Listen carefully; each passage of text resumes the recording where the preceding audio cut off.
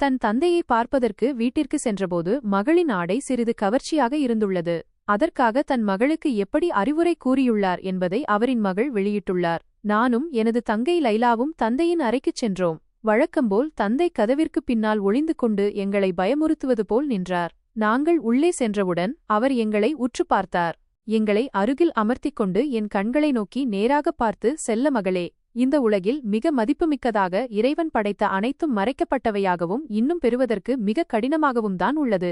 வைரங்களை எங்கு எடுப்பாய்? பூமியின் ஆழமான பகுதியில் மறைக்கப்பட்டதாகவும் பாதுகாக்கப்பட்டதாகவும் தான் வைரங்கள் உள்ளன.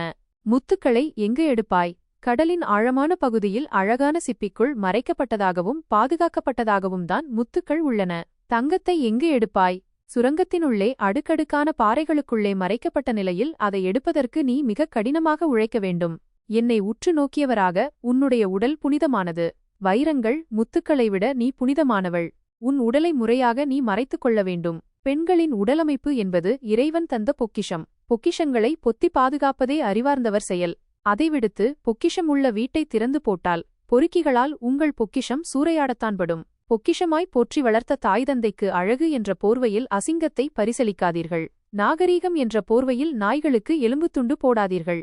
அன்பு மகள்களே, இதற்கு மேல் ஓர் தந்தையால் உங்களுக்கு அறிவுரை சொல்ல முடியாது. புரிந்து நடந்து கொள்ளுங்கள். படித்ததில் பிடித்தது.